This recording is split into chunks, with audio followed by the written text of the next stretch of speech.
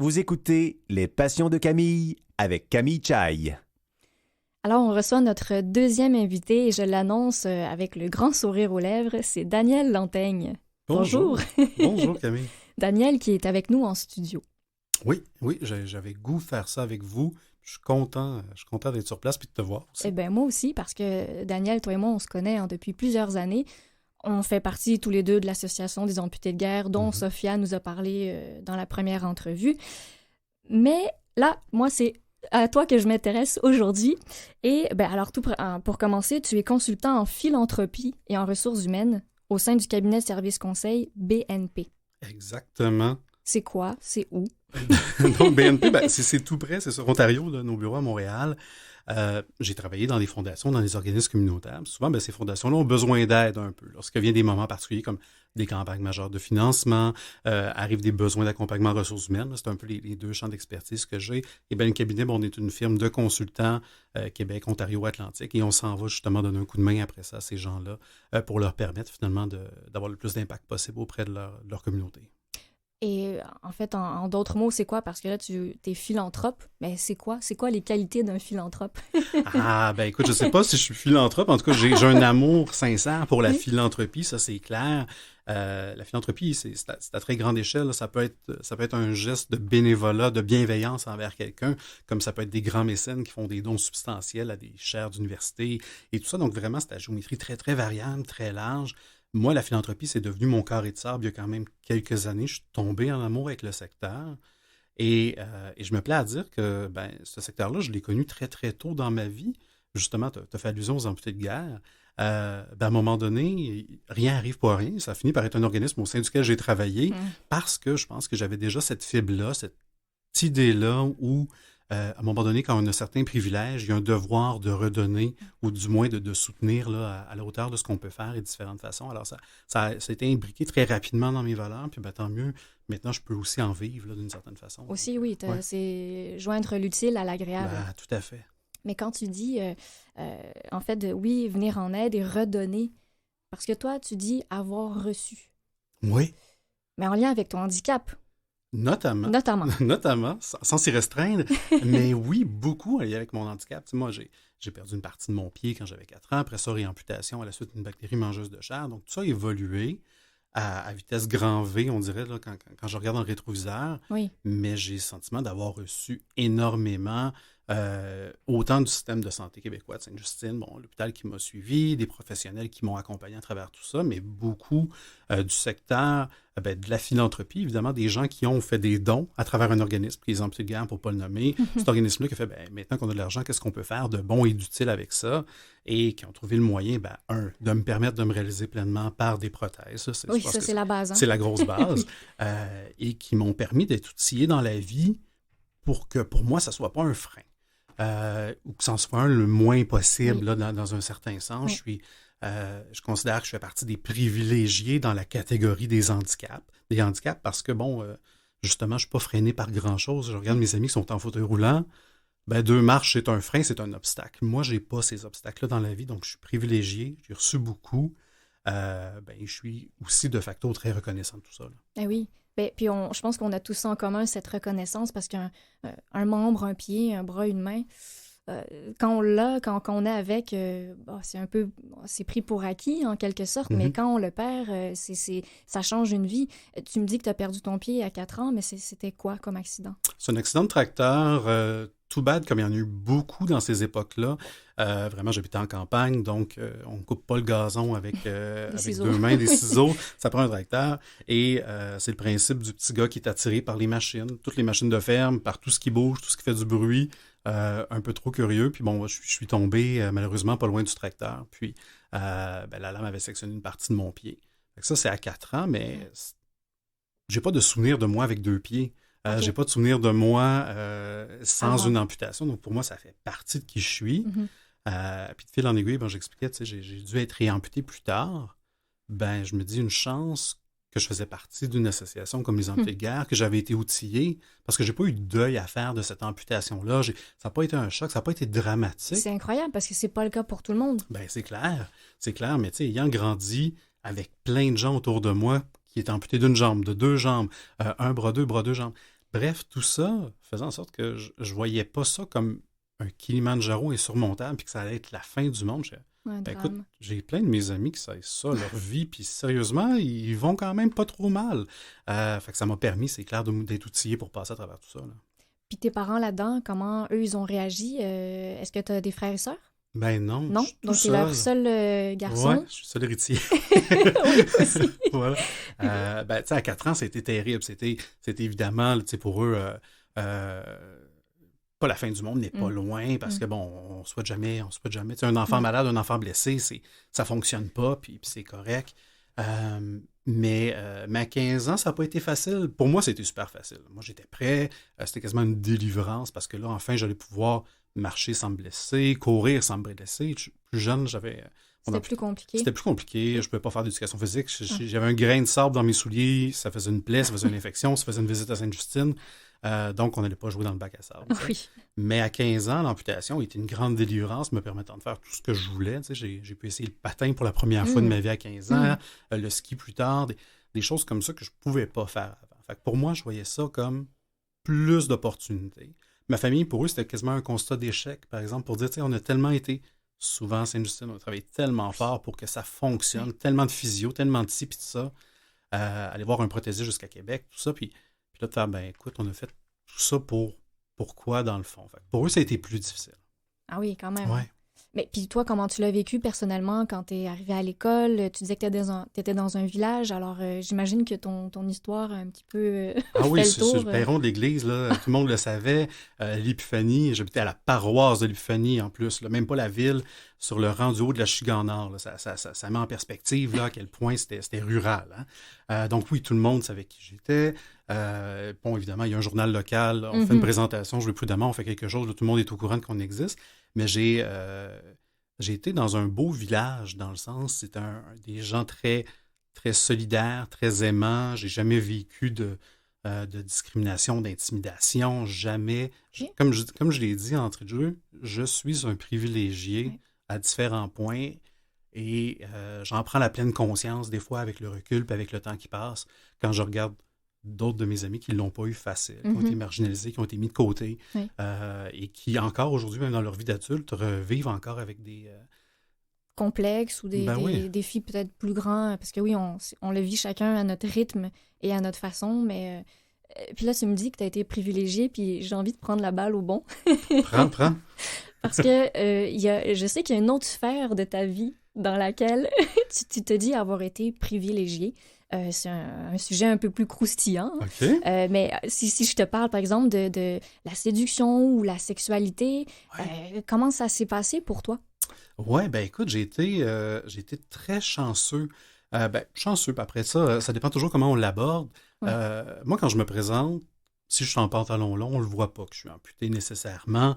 Ma prothèse paraît pas, j'ai une bonne démarche. Oui. Alors ça fait en sorte que c'est moi qui ai l'opportunité d'introduire ou pas cette notion-là dans une discussion. Intéressant. Et je pense que c'était même à Canal M que j'avais dit ça dans une autre entrevue. Je disais, j'ai la chance de séduire, puis après ça, si je vois que le poisson a mordu, là, je le dirai un peu plus tard. Un peu de raccourci puis de généralisation dans tout ça, là, mais ça veut dire ce que ça veut dire. J'ai ce luxe-là de séduire, en tout cas d'espérer, puis d'oser croire que je séduis. Là, ça encore faut-il le prouver. J'ai une bague au doigt qui me prouve que j'ai quand même fait quelque chose de pas pire. Mais donc, j'avais ce luxe-là, ce privilège-là, versus d'autres gens qui, évidemment, l'handicap, il est visible, il est là, puis il est même là des fois sur les sites de rencontres. C'est l'opportunité. Puis la question revient tout le temps. Est-ce qu'on le dit lorsqu'on commence sur un site? À quelle date on va le dire et tout ça? Moi, j'ai toujours attendu 1 ou 2 dates. Okay. Mais concrètement, tu sais, la bague autour de mon doigt, mon mari... Ton mari, oui. Tu sais, c'était pas compliqué de me googler après une première date ou même avant. Hein? Puis là, tu tapes Daniel Lantaigne, il y a ma face un peu partout. Puis là, on sait, j'ai travaillé aux amputés de guerre, j'ai ci, j'ai ça. Puis là, on tombe sur mes notes biographiques, puis là, on voit, tu sais, amputé à l'âge de tout. Fait que, tu sais, l'effet de surprise était moins là. Il le savait déjà même avant que je le dise. Et puis clairement, ça l'avait pas fait courir là, de reculons. Là, donc voilà. Puis pour répondre à l'autre bout, là, je parle plus de la séduction, mais le bout de la sexualité, c'est là aussi, j'ai pas eu de frein par rapport à tout ça. Il n'y a pas eu de malaise, de non-dit, de tout ça. On clarifie toujours en tout cas, j'ai toujours clarifié très tôt, genre, si tu veux toucher à ma jambe, touche-y. Si tu veux pas y toucher, touche-y pas, sérieusement. On n'a pas besoin de se flatter les coudes nécessairement. Fait on n'a pas besoin non plus de se toucher à ces endroits-là si ça ne tente pas. Oui. Et ça n'a pas créé de malaise. Et tant mieux pour ça. C'est sûr que je regarde des gens que je connais qui vivent d'autres situations. C'est sûr que c'est moins évident. Là. Oui, c'est pas facile pour tout le monde, mais je suis contente de savoir que pour toi, il y avait quelque chose de naturel. Puis, comme tu dis, dans la sexualité, dévoiler son corps à l'autre, c'est déjà intime en partant. Donc, oui, avec un handicap, une jambe en moins, peu importe, c'est la communication qui est importante d'en parler. Tout à fait. Puis il y a toute une notion de posture mentale dans laquelle on se met. Est-ce que je vais être beaucoup plus complexé par d'autres parties de mon corps que par ma jambe. Je vais enlever ma prothèse, je vais enlever mes shorts, puis ça me dérange pas là, qu'on voit ce qui reste de ma jambe droite, mais avant que j'enlève mon T-shirt, ça va être une autre affaire complètement. Mais c'est contradictoire, c'est ce qui est drôle quand même, mais ça prouve à quel point ça fait tellement partie de toi que c'est pas là-dessus que tu vas focusser. Quoi. Exactement. Tellement, puis ça me ramène, quand j'ai pris la décision de me faire amputer, oui, j'avais une bactérie mangeuse de chair, c'était une finalité quasi nécessaire. Mon médecin à l'époque me dit, tu sais, Daniel, tu peux prendre la décision maintenant que ton handicap ne sera plus le centre de ta vie, parce que j'allais à Sainte-Justine toutes les semaines, ma vie tournait toujours autour de ça, de ce que je peux faire, surtout de ce que je peux pas faire. Et ça a tellement résonné, ce que mon médecin m'a dit à ce moment-là, puis je fais, OK, parfait, je pense que là, j'ai été assez Daniel l'amputé, je peux être Daniel d'autres choses. Et ça a été... c'était un no-brainer en anglais. Donc, bref, même pas une grande réflexion à avoir. C'était parfait. On trouve une date puis on procède à l'amputation. Ton nouvel objectif. Oui. Je propose qu'on prenne une petite pause puis on va parler de ce nouveau Daniel tout de suite après. Parfait. Fell in through the wrong black hole. Now the felonies are magnets on my coat. Afraid to take the fast way home. I take cover in the shelter of my own shadow. And then I hear the crow. Where are you running? In that direction. It ain't sound. You got to climb the wall to make it back around. I have to go. I have to go.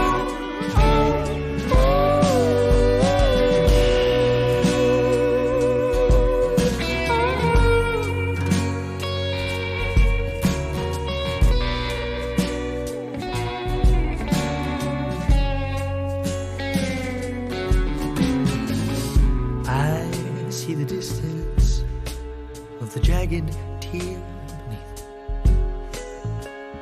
How could this happen in a mint democracy? They trumped you so easily. Now call for silver with great alacrity.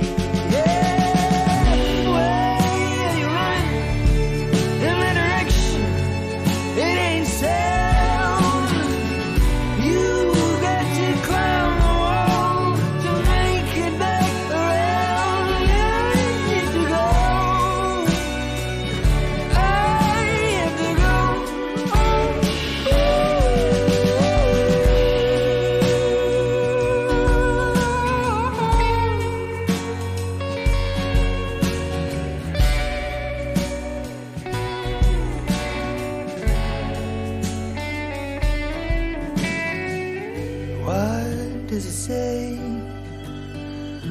when you look at the weather vane? Will the southern winds subside or inflame?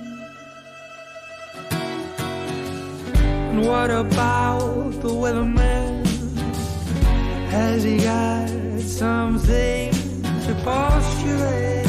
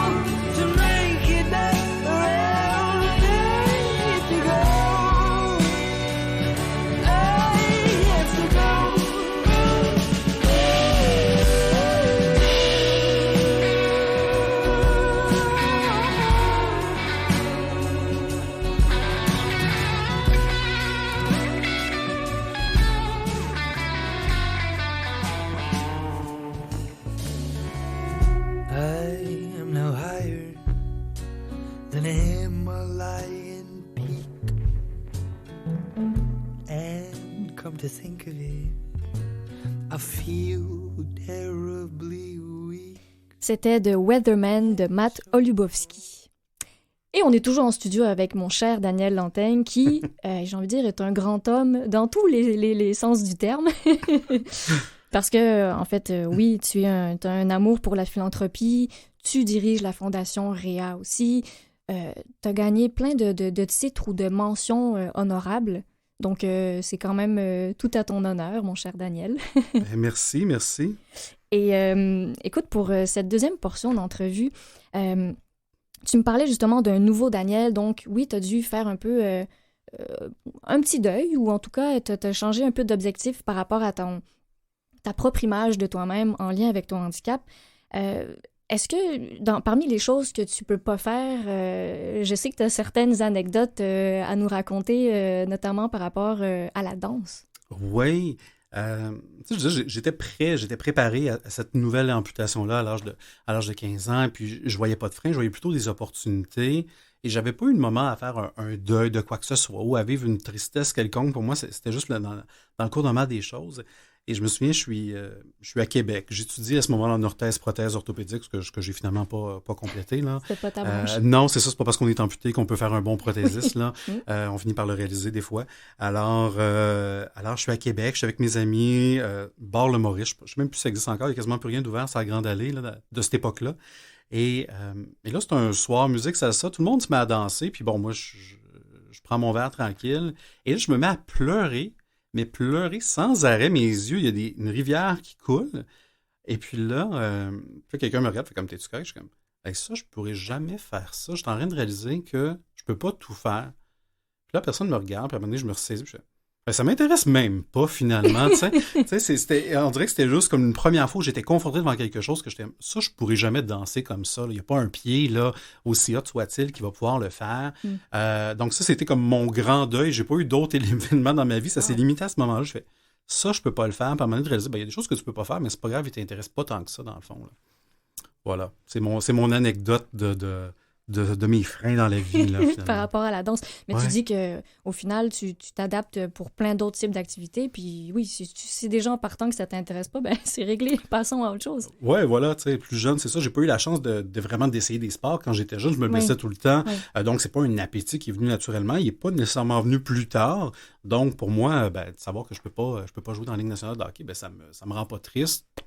Ainsi va la vie. Tu manques rien. Ben voilà. Et là, il y a c'est un peu une primeur hein, que tu vas nous partager, mais du fait que j'aime bien inviter mes invités à nous dévoiler un peu votre intimité. Est-ce qu'il y a une chose que tu n'as jamais dévoilée ou que tu n'as jamais dite par rapport à toi que tu es prêt à nous annoncer ici sur les ondes de Canal M?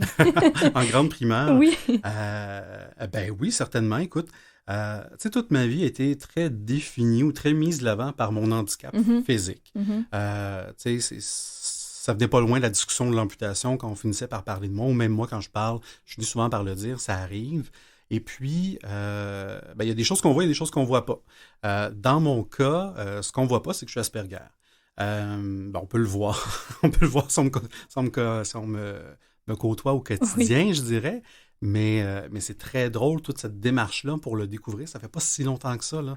Je me souviens, assis devant la télé avec mon chum, on regarde, tout le monde en parle. C'est l'humoriste Louis T qui est là.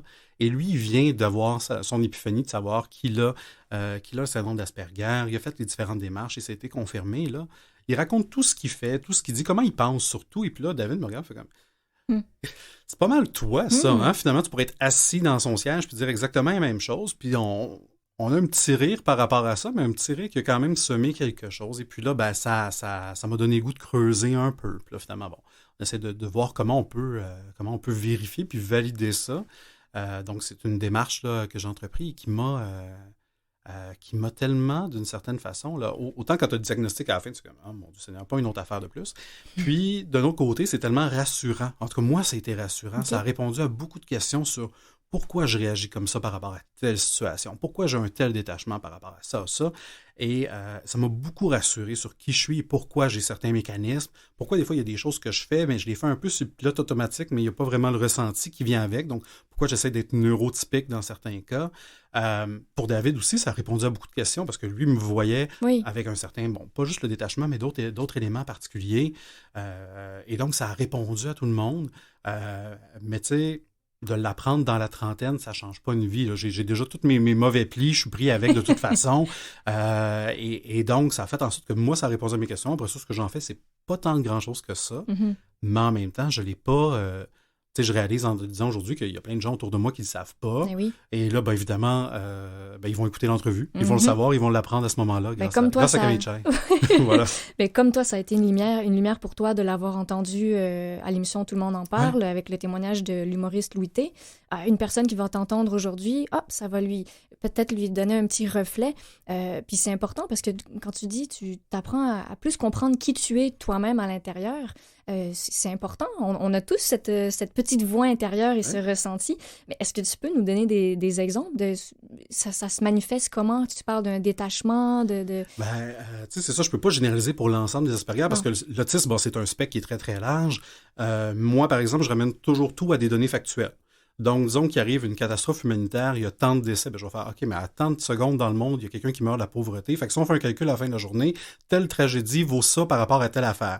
Donc, il y a un très grand détachement émotif, puis on se ramène dans les chiffres. Tout ce qui est le toucher, le son, pour moi, un bruit de fond, il n'y a rien qui me dérange plus que quelqu'un qui siffle, qui chantonne. Il y a certains sons là, qui sont très... tu sais, des fois, on voit les chiens là, qui réagissent à des sons. Là, on dirait que j'ai la même réaction. Ouais, les odeurs, tout ça. On dirait qu'il y a comme une hypersensibilité par rapport à différentes choses. Que quand tu regardes un par un, tu fais OK, c'est juste que tu n'es pas tolérant au bruit, puis c'est pas grave. Puis là, finalement, tu les additionnes ensemble, tu ramènes un peu d'autres choses, tu fais OK, finalement, ceci explique cela. Mm-hmm. Donc, moi, c'est ça. Effectivement, c'était une grande réponse à beaucoup de questions. Et ce qui est intéressant aussi, c'est des fois qu'on pense à l'autisme, on s'imagine une personne autiste. Là, je repensais au film Rain Man, à différentes choses, mais c'est pas ça, c'est pas que ça. Il y a différents niveaux. Oui, puis de voir Louis T, qui est quand même à l'aise d'aller sur une scène, fait un job d'humoriste, qui est comme un contre-emploi. Moi qui est en philanthropie, qui va à la rencontre de donateurs, d'organismes, tout ça. Tu sais, quand j'étais à la Fondation Réal, là, je suis plus là depuis un petit bout de temps, puis je suis rendu consultant, mais tout ça faisait partie de ma vie. On apprend à conjuguer avec, à se donner des mécanismes. C'est une forme d'adaptation. On répond aux normes sociales, mais tu sais très bien que toi, à l'intérieur, t'es pas dans la même... tu le vois pas ou tu le vis pas de la même façon que les autres. Exactement. Tu sais, moi, avant de serrer la main, puis là, je suis content avec la COVID, pas besoin de le faire, mais tu vois, c'est parfait, là. C'est parfait pour les gens de ma race. Mais donc pour moi, tu sais, avant de serrer la main, on dirait que je vois comme 2 secondes avant ce moment-là, faut que je me le mette en tête. Tu sais, il y a différents éléments comme ça dans lesquels il faut vraiment que je sois capable de me projeter dans des lieux s'il y a trop de gens, je suis pas à l'aise puis je me mets à l'écart. Donc il y a différents éléments comme ça où tu apprends à te conditionner d'une façon de ce qui est attendu par la normale des gens. Là. Mm-hmm. Et tu as aussi un petit garçon. Ouais. Je trouve que c'est important d'en parler quand même. D'amour. Oui, comment il s'appelle? Il s'appelle Sacha. Et il a quel âge? Là, il va avoir bientôt 4 ans, là, le 16 octobre. On va fêter son grand. Mais comme chacun de ses grands anniversaires. mais oui, Sacha, c'est un cadeau de la vie. Tu sais. On parlait de privilège. Je reste encore dans le privilège. J'ai fait référence à ma bague. J'ai parlé de David. Là, on finit par faire des liens, comprendre que la personne qui occupe ma vie, c'est mon mari. Donc, qui dit vouloir un enfant, dit, considérez 2-3 autres options. Hein. Oui. Sacha, c'était la plus belle surprise de ma vie. Il va avoir 4 ans. Ça va faire, donc, quand même là, plus de 3 ans et demi qui est dans nos vies. On a passé par ce qui s'appelle le principe de la banque mixte. Donc, c'est un processus lorsque des familles québécoises veulent adopter au Québec. Mais doivent passer par un statut de famille d'accueil avant de passer à l'adoption. Donc, on a passé par ça avec la protection de la jeunesse. Et écoute, c'était tellement beau la première fois qu'on s'est vus. On est tombés mutuellement en amour. Là, et j'ai le bonheur d'être papa depuis ce temps-là. Je suis très contente pour toi. Ça a l'air d'être, comme tu dis, c'est un très beau cadeau de la vie. Oui. Oui. Puis j'imagine qu'il t'apprend plein de choses aussi. Dans ton rôle de papa, tu dis que tu dois t'adapter, découvrir des choses sur toi. Ton petit bout de chou, je suis sûre qu'il contribue à ça aussi. Ah oui, il change mon regard sur le monde. Et il a accès à une partie de moi que personne d'autre a accès. Autant autant pour beaucoup de choses, je veux dire, ça, je suis comme Asperger sur plein de choses. Quand je suis avec mon petit, tout ça tombe, là, il peut faire ce qu'il veut de moi, il a accès à la plus grande vulnérabilité, à tout, et ça, c'est quand même merveilleux. Oui, c'est magnifique, ça n'a pas de prix. Non. Et pour terminer, qu'est-ce que tu dirais? En fait, j'ai envie de savoir, c'est quoi le secret de ton mieux-être? Parce que dans tout ce que tu dis, peu importe les sujets qu'on aborde, tu as toujours le mot reconnaissance, le mot privilège. C'est quoi le secret de ton mieux-être? Mon Dieu, c'est une bonne question. Le secret de mon mieux-être, bon, je sais pas si j'ai un secret. J'ai été bien entouré toute ma vie. J'ai pas manqué d'amour de ma famille, de mes amis, partout. Je pense que des fois, c'est dur de se trouver une place, mais il faut se faire sa place. Quand on la fait avec assurance, avec conviction, quand on sait c'est quoi notre valeur, que notre valeur ne se limite pas ou ne se diminue pas par rapport à un handicap, par rapport à quoi que ce soit, à partir de là, on arrive comme un lion dans une pièce et il ne faut pas avoir peur. Je prends de la place. Là, je sais que je parle beaucoup et tout ça, et quand je rentre, quelque part, ça ne laisse pas les gens indifférents, mais ça fait partie peut-être de cette recette-là. De dire que des fois, on est peut-être un peu loud, mais en même temps, au final, on prend la place qu'on doit bien prendre parce que personne ne va nous la donner sinon. Très bien dit. Voilà. C'est des très belles... Ma grande sagesse. Exactement, c'est ta sagesse qui parle. Oui, voilà. Mais merci, Daniel. Je suis très contente parce que t'as beau... En fait, t'as un profil qui est unique, qui est particulier, mais tu l'assumes complètement. Ouais. Et j'espère que ça pourra servir à nos auditeurs aussi, de pouvoir mieux rebondir et avancer dans leur vie comme tu le fais si bien. Tant mieux. Alors, c'est déjà la fin de l'émission. Ça passe vite, hein? Oui. Donc, je remercie toute l'équipe. Alors, Mathieu Tessier à la mise en onde, Jean-Sébastien Laliberté à l'habillage sonore, Claire Guérin, notre recherchiste. Merci à vous, chers auditeurs, d'avoir été avec nous pour cette première de Les Passions de Camille. Et si vous voulez réentendre l'émission, je vous invite à aller sur le site canalm.vuesetvoix.com ou sur les plateformes de diffusion de balado, donc Google Podcast, Apple Balado et Spotify. Et sur ce, je vous souhaite une très belle journée et on se retrouve la semaine prochaine. Au revoir tout le monde.